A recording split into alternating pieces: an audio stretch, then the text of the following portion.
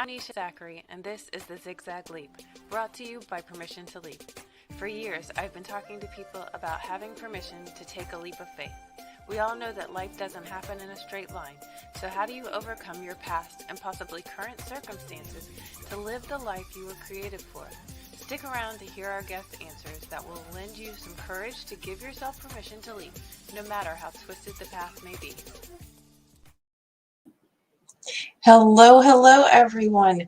I am so glad that you are joining me today on Zig Zag Leap. I have a very special guest. This is Katherine Marie, and she is here to help us more fully understand breast cancer and breast cancer awareness, and how that relates to the world at large and how it relates to even giving ourselves permission. So thank you so much for joining me, Katherine. Thank you so much, Nisha. I'm so happy to be here today. Awesome. So can you tell everybody a little bit about yourself? Absolutely. So I'll give a brief rundown and then you can jump in and ask me questions and tell me where you want to dive deeper. So my name is Katherine, and I am a speaker and a holistic health coach. I do specialize in coaching people who have been impacted by cancer. And in 2015, I was diagnosed suddenly with stage 3 breast cancer.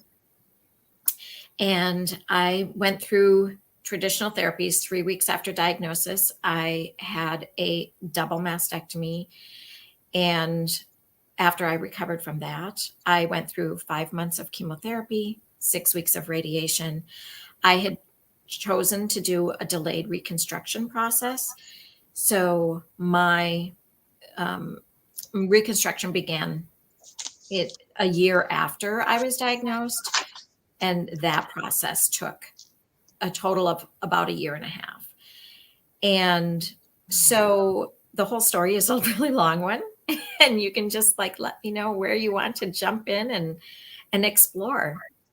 Well, being that you've gone through this experience, what is your definition of permission, and has it changed since before you went through this?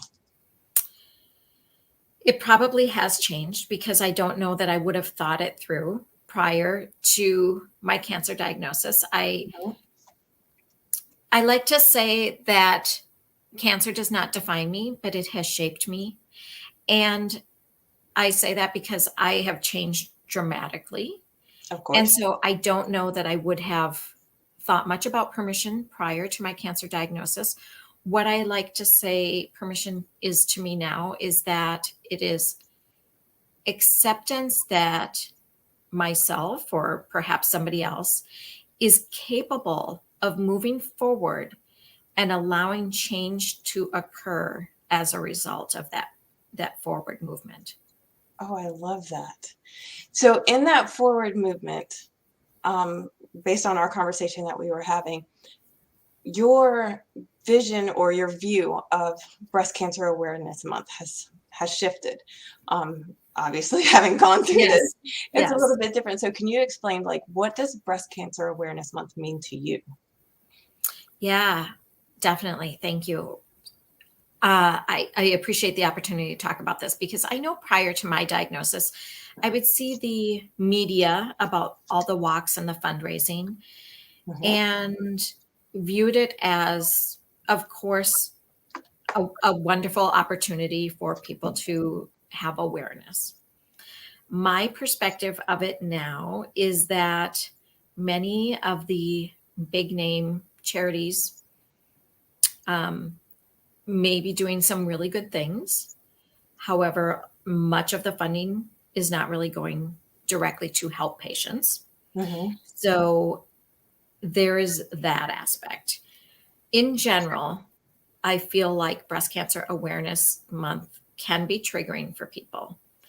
And for me, I finished my chemotherapy in the month of September, and it was mid-September. And so I had gone back to my cancer center in October for a checkup.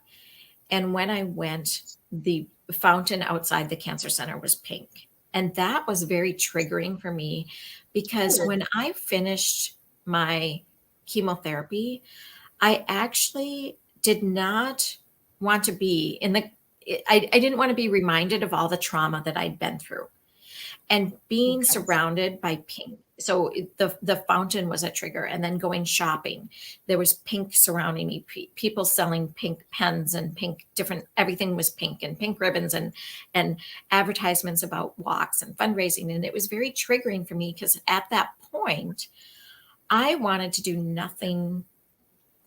I didn't want to think about cancer anymore. I had already been through so much trauma and pain, physical pain and emotional pain, that I wanted to escape it. And all that pink wasn't allowing me to. So that all of the pink can be triggering for patients, especially who recently have gone through treatment. For me, what Breast Cancer Awareness Month means is I find it my responsibility to encourage people to remember to do their self-exams and get screenings as appropriate.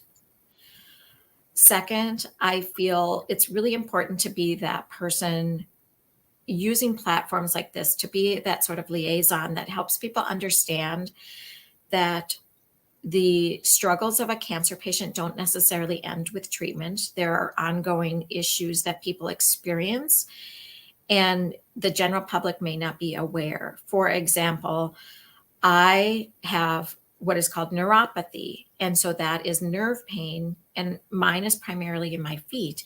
And I cannot physically walk without pain unless I have acupuncture once a month.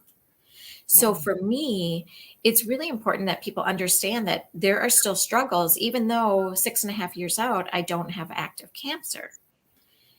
And lastly, one of the most important things for me for Breast Cancer Awareness Month is to really honor the people that have died from this disease. And personally, I can do that by living a healthy life and a joyous life. And I've learned that, yes, there can be cancer and there can be joy. And so for me to be healthy and joyous and live a purposeful life, that is how I honor those of the people that have died from cancer. Wow. Okay. So I've got so many questions. In the midst of this traumatic experience, how do you find joy? I found it with a friend, actually. That was my first real, well, okay, so I'm going to back up. The first time I really laughed, actually, when I had cancer, was actually with the first time I met my oncologist. And so this is just a short story, but I met my oncologist for the first time. Of course, I'm freaked out. I'm scared. I had just been through testing. A stranger had called me and told me I had cancer and set me up with an oncologist. And I'm meeting him for the first time. And he wanted to examine me. Now, my cancer was on my right side. And so I'm sitting on this table, and this doctor starts examining my left side. And I rolled my eyes and I said, it's the other side, thinking that this man had not read the charts and he was like trying to feel the cancer and all of that. And he looks at me and he says, I know, today you get a twofer. So he brought humor in at that moment. And that was like sporadic throughout my treatment, where I was able to try to look at things with humor. It was in the summer of 2016 when I had joined an online message board specifically for breast cancer patients.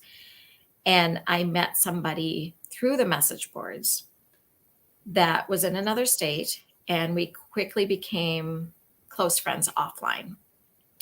Nice. At the time, she was stage 4. So it was actually really scary to become friends with her because she was dying from the same disease that I had in me. However, like I said, we quickly became close friends, and we would talk and we would text. And some days we would laugh and cry in the same conversation. We would talk about onion rings, and then we would talk about burial plots. And it was just the two of us clicking and bonding. And it was that taught me really that you can have cancer and you can laugh at silly things. Okay. So, in making friends with this person who has the same disease, is it helpful in some way because you do have this, so it's somebody that you can relate to, even though it's scary and you don't really know the outcome? Like, Yeah. Yes. Everything. So I joined these message boards, and I found that, and this is really good advice for cancer patients. I found you have to have really good boundaries, because you can join, there's social media groups, and there's online message boards. Like, for example, breastcancer.org has message boards specifically for breast cancer patients, but the American Cancer Society has different message boards for different cancers. And you just have to be really protective of your heart and soul and know your boundaries. Because, for example, I would sometimes join some of the message boards and might be reading things that just scared me. It just made it almost made it worse. It made me Wow. more scared. And so that's when I knew it was time to put away the computer. Gotcha. And eventually I found some of the threads on the message boards where it was more community. It wasn't really about problem solving, and it wasn't the medical stuff. It was just, hey, what'd you do today? Did you watch a movie? Or, it was conversational. Okay. And I like to say there's the cancer threads, and then there's the social threads. And you just have to know yourself and know what you can handle. And there's sometimes the cancer threads, I would go for information. Like, for example, looking at information about reconstruction. But then there's some that I would go for socializing. And yes, with my friend Rachel, it was very hard, but very fulfilling to Awesome. be with somebody and walk the last year of their life with them. Wow. Well, I'm glad that she had you at that particular time, and that you had her, obviously. So you mentioned the word boundaries, which is something that I absolutely love to talk about, because they're a huge part of giving yourself permission. And this walk of life is not easy if you don't have boundaries, but it's not easy to put boundaries in place. Have you found that putting boundaries in place has gotten easier since going through your experience, or is it more difficult now? It's much easier. And I'll tell you why. Cancer changes you not only physically and emotionally, but it changes relationships. Yeah. And I think for myself, and sometimes I've heard from other people, once you face your mortality, you don't want to waste your time on stuff that doesn't matter. And so I have more boundaries, because I'm not going to waste my time on someone or something that isn't fulfilling, or that it doesn't feel right and doesn't feed my soul. And I don't have the patience for things that aren't good for me. Right. Does that make sense? Oh, definitely. And it's not all just about me, or for example, a reciprocal relationship. If people aren't showing up for me, and I'm putting something into a relationship, I'm not going to waste my time. There's too much living to do. And so I have really healthy boundaries around relationships, in that if the relationship isn't a healthy relationship, I'm not going to continue it. I love that. And that's a lesson that we can all take with us. Don't let people steal your joy, your energy. Exactly. There's a limited amount of time, and we don't know how much it is. Yeah. Okay, so switching gears just a little bit, because of something I've heard you mention a few times is fear. So what are some steps that people who are going through cancer at the moment, what are some steps that they can do to manage their fear of reoccurrence of like while they're in the situation? Right. This is a really big topic for me because I was in it. I was there. It was the summer of 2016 when I was in the midst of reconstruction, and I was really, really scared of recurrence. And I had a moment where I read something in one of those online message boards that changed me. And that was, this person said, I don't want to look back decades from now and realize I'd lived that entire time in fear. And that was a switch for me. And that made me start moving forward. And once I was able to move forward and I went back to school and started coaching people, I developed this strategy I call ABLE. And what the acronym stands for is acknowledge, breathe, listen, and execute. And essentially what that is acknowledging your feelings and really, giving that voice to it. For example, not just the fear, but what are you afraid of? Well, I'm afraid of dying. I'm afraid to leave my kids alone, and just diving deep into acknowledging your feelings. Using breathing techniques or perhaps meditation to really center and ground yourself, I think is really important, because once you calm that nervous system and center yourself, then you can listen. And by that, I mean, listen to that inner voice or that instinct. What do you need to do? Do you need to journal? Do you need to talk to a friend? Do you maybe need to make an appointment for a checkup that you've been procrastinating, right? What is it that you need to do for whatever fear that you have in the moment? And then execute, just put it in place, just do it. I love that. So that is actually a very good acronym for life in general. And I know that you have some information that people can download. So I will put the link for that underneath the videos. But in doing all of this, it sounds like you've learned to trust yourself more. Yes. Were you able to take the ABLE format before, and then afterwards you were able to put it into a concrete format? Or was it something that was completely evolving out of your experience?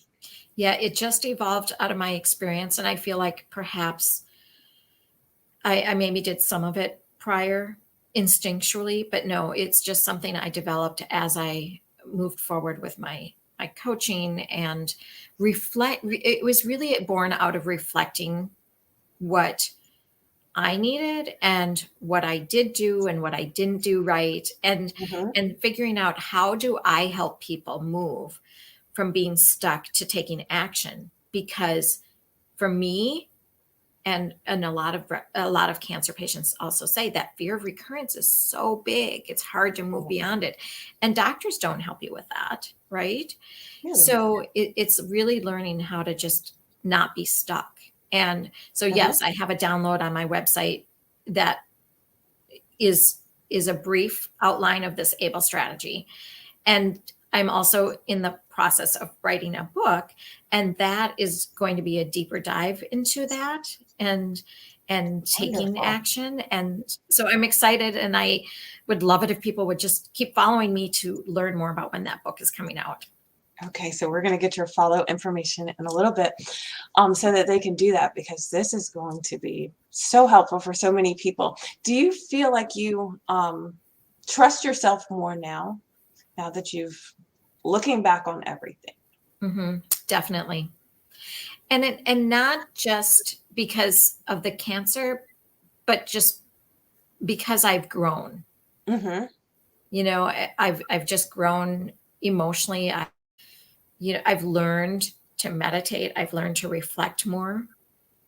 So definitely and therefore, once you learn to reflect, you can trust that intuition. Definitely. So looking back and, through your reflection, what are some things that you wish people knew or, had an awareness of that people just don't see when it comes to dealing with cancer patients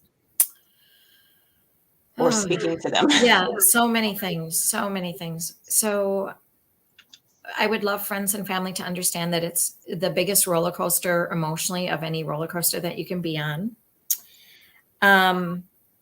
I would encourage people to not share stories of other people that that are going through cancer treatment.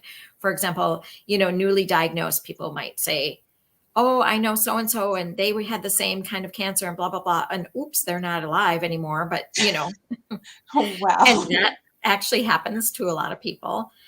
Oh, I'd love for people to also watch their language, and by that I mean, for example, warrior, fighter, um, survivor. Just watch your language, because some of the battle language does not resonate with some people, and mhm. for others it does. So I encourage you to just pay attention to whatever the patient language the patient uses, and use that language. Awesome. So on the flip side of that, what do you wish people would do? One of the best things people did for me was provide meals. That was very, very helpful. So that's a physical, actionable thing that you can Mhm. communicate and talk, to the patient about whether or not that would be helpful to them. Right. Or even just use your strengths. Like if you're a person that's really good at laundry, for example, you could offer to pick up laundry, take it home, wash it, and bring it back. So that is really, really helpful. The biggest thing you can do is to listen and just show up and allow that person to say anything, right? And Right. so many times people shy away from the real stuff that's going on, Mhm. but just showing up and listening is golden. I love it. Okay, so once it's all over, what are some things that people might face afterwards that you want to help them prepare for? After treatment for the cancer Right. patients. Oh goodness. So of course there's the breast cancer awareness and the triggers. Mhm. With that, there's also triggers with ongoing medical appointments. And so, for example, for myself, even 6.5 years out, I see my doctor every 3 months. Wow. And with that comes blood work. And even though I feel healthy, until I hear him say everything looks good, it can bring anxiety. Right. And um, some people get scans, some people just have doctor checkups. So I encourage people to manage that with some breathing techniques, right? To get through Mhm. those really anxiety times. People might face, for example, with breast cancer patients, I have compression garments on my arm and my hand because I had lymph nodes removed. And if I don't wear the compression garments, my arm swells. And like I said, I have neuropathy in my feet. So I have ongoing medications that cause me to lose my hair. And so there are many, many side effects that cancer patients manage on an ongoing basis. Right. And the fear is a big one as well. Right.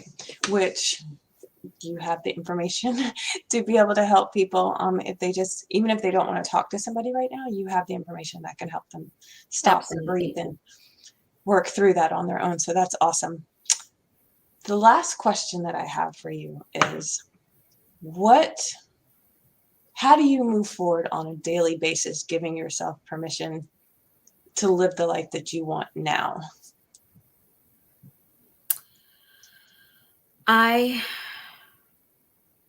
I, how do I move forward? That's a good question. I'm gonna pause for a second and see if I can absorb that.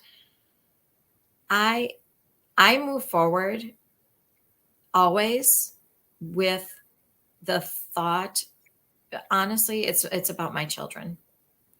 So one part of my story I didn't share previously is that I have 2 children who were born premature and who also have special needs. And so honestly, being a mom is the best thing that I ever did in life.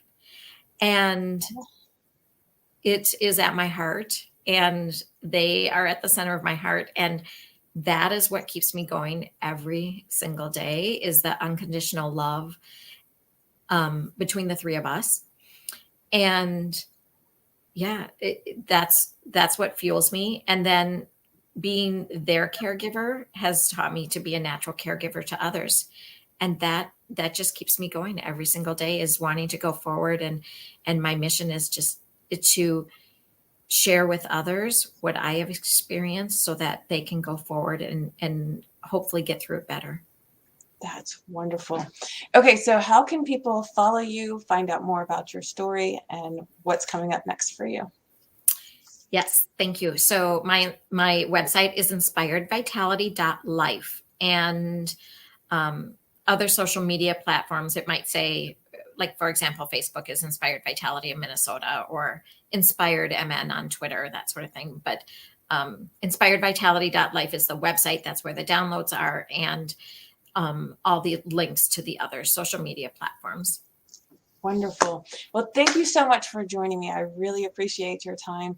I love your definition of permission and the idea of moving forward despite your life circumstances. Again, thank you so much for joining me. Thank you, Nisha. Have a great day. You too. Bye-bye. Bye-bye.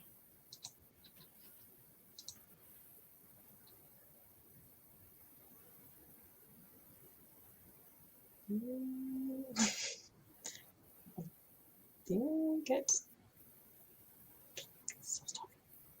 Okay. That was wonderful. The clock is still going, so I think it's still recording.